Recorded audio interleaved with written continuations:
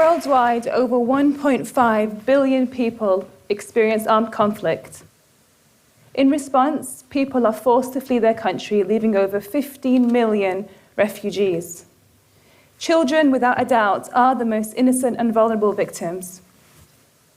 But not just from the obvious physical dangers, but from the often unspoken effects that wars have on their families. The experiences of war leave children at a real high risk for the development of emotional and behavioral problems. Children, as we can only imagine, will feel worried, threatened, and at risk. But there is good news.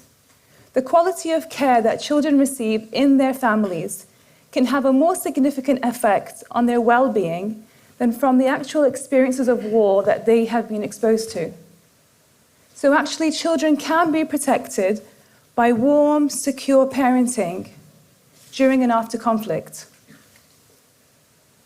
In 2011, I was a first-year PhD student in the University of Manchester School of Psychological Sciences. Like many of you here, I watched the crisis in Syria unfold in front of me on the TV. My family are originally from Syria, and very early on, I lost several family members in really horrifying ways. I'd sit and I'd gather with my family and watch the TV. So we've all seen those scenes: bombs destroying buildings, chaos, destruction, and people screaming and running. It was always the people screaming and running that really got me the most, especially those terrified-looking children. I was a mother to two young, typically inquisitive children. They were 5 and 6 then, at an age where they typically ask lots and lots of questions and expect real convincing answers. So I began to wonder what it might be like to parent my children in a war zone and a refugee camp. Would my children change? Would my daughter's bright, happy eyes lose their shine? Would my son's really relaxed and carefree nature become fearful and withdrawn? How would I cope? Would I change? As psychologists and parent trainers, we know that arming parents with skills in caring for their children can have a huge effect on their well-being. And we call this parent training. So the question I had was, could parent training programs be useful for families while they were still in war zones or refugee camps? Could we reach them with advice or training that would help them through these struggles? So I approached my PhD supervisor, Professor Rachel Calum, with the idea of using my academic skills to make some change in the real world. I wasn't quite sure what exactly I wanted to do. She listened carefully and patiently, and then to my joy, she said, if that's what you want to do, and it means so much to you, then let's do it. Let's find ways to see if parent programs can be useful for families in these contexts. So for the past 5 years, myself and my colleagues, Professor Calum and Dr. Kim Cartwright, have been working on ways to support families that have experienced war and displacement. Now, to know how to help families that have been through conflict support their children, the first step must obviously be to ask them what they're struggling with, right? I mean, it seems obvious, but it's often those that are the most vulnerable that we're trying to support that we actually don't ask. How many times have we just assumed we know exactly the right thing that's going to help someone or something without actually asking them first? So I traveled to refugee camps in Syria and in Turkey, and I sat with families and I listened. I listened to their parenting challenges, I listened to their parenting struggles, and I listened to their call for help. And sometimes that was just paused, as all I could do was hold hands with them and just join them in silent crying and prayer. So they told me about their struggles. They told me about the rough, harsh refugee camp conditions that made it hard to focus on anything but practical chores like collecting clean water. They told me how they watched their children withdraw. The sadness, depression, anger, bedwetting, thumb-sucking, fear of loud noises, fear of nightmares, terrifying, terrifying nightmares. These families had been through what we had been watching on the TV. The mothers, almost half of them were now widows of war, or didn't even know if their husbands were dead or alive, described how they felt they were coping so badly. They watched their children change, and they had no idea how to help them. They didn't know how to answer their children's questions. But what I found incredibly astonishing and so motivational was that these families were so motivated to support their children. Despite all these challenges they faced, they were trying to help their children. They were making attempts at seeking support from NGO workers, from refugee camp teachers, professional medics, other parents. One mother I met had only been in a camp for 4 days and had already made 2 attempts at seeking support for her 8-year-old daughter, who was having terrifying nightmares. But sadly, these attempts are almost always useless. Refugee camp doctors, when available, are almost always too busy or don't have the knowledge or the time for basic parenting support. Refugee camp teachers and other parents are just like them, part of a new refugee community who's struggling with new needs. So then we began to think, how could we help these families? The families were struggling with things much bigger than they could cope with. The Syrian crisis made it clear how incredibly impossible it would be to reach families on an individual level. How else could we help them? How would we reach families at a population level and low cost in these terrifying, terrifying times? After hours of speaking to NGO workers, one suggested a fantastic, innovative idea of distributing parenting information leaflets via bread wrappers. Bread wrappers that were being delivered to families in a conflict zone in Syria by humanitarian workers. So that's what we did. The bread wrappers haven't changed at all in their appearance, except for the addition of 2 pieces of paper.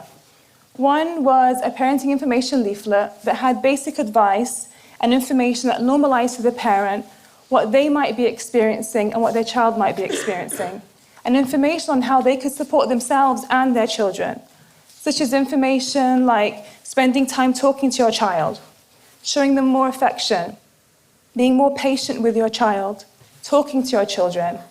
The other piece of paper was a feedback questionnaire, and of course there was a pen.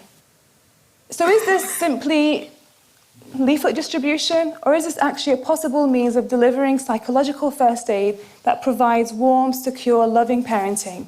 We managed to distribute 3,000 of these in just 1 week. What was incredible was we had a 60% response rate. 60% of the 3,000 families responded. I don't know how many researchers we have here today, but that kind of response rate is fantastic. To have that in Manchester would be a huge achievement, let alone in a conflict zone in Syria, really highlighting how important these kinds of messages were to families. I remember how excited and eager we were for the return of the questionnaires. The families had left hundreds of messages, most incredibly positive and encouraging. But my favorite has got to be, thank you for not forgetting about us and our children. This really illustrates the potential means of the delivery of psychological first aid to families and the return of feedback too. Just imagine replicating this using other means such as baby milk distribution or female hygiene kits or even food baskets. But let's bring this closer to home, because the refugee crisis is one that is having an effect on every single one of us. We're bombarded with images daily of statistics and of photos, and that's not surprising, because by last month, over 1 million refugees had reached Europe. 1 million. Refugees are joining our communities, they're becoming our neighbors, their children are attending our children's schools. So we've adapted the leaflet to meet the needs of European refugees. And we have them online, open access in areas with a really high refugee influx. For example, the Swedish Healthcare uploaded it onto their website. Within the first 45 minutes, it was downloaded 343 times, really highlighting how important it is for volunteers, practitioners, and other parents to have open access psychological first aid messages.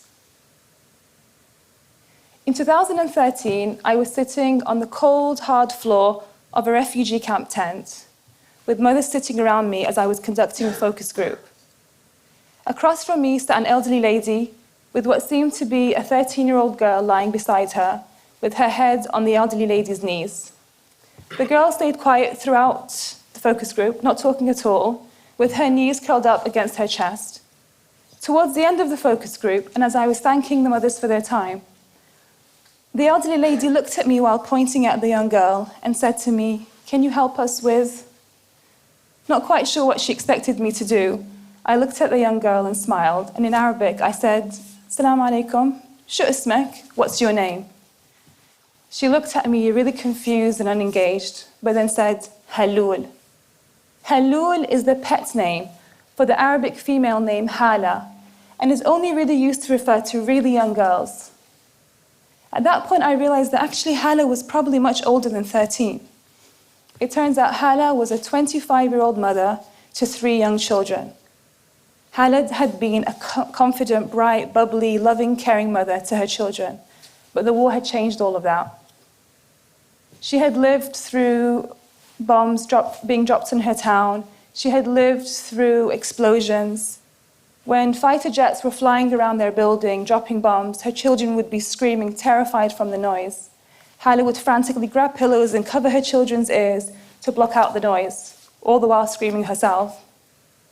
When they reached the refugee camp and she knew they were finally in some kind of safety, she completely withdrew to acting like her old childhood self.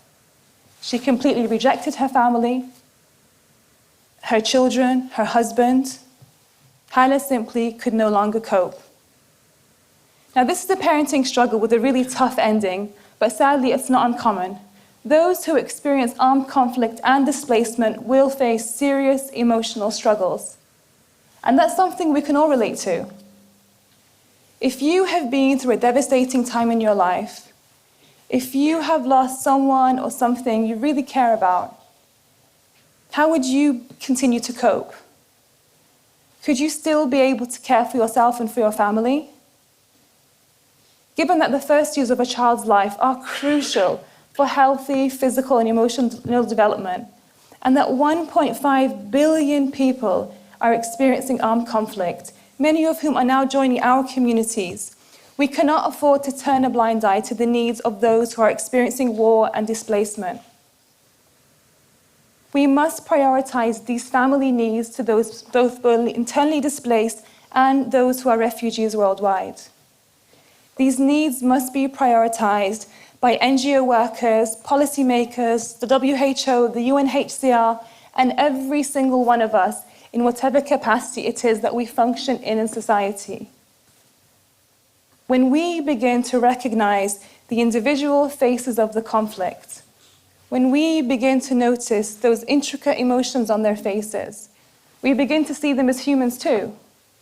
We begin to see the needs of these families, and these are the real human needs. When these family needs are prioritized, interventions for children in humanitarian settings will prioritize and recognize the primary role of the family in supporting children.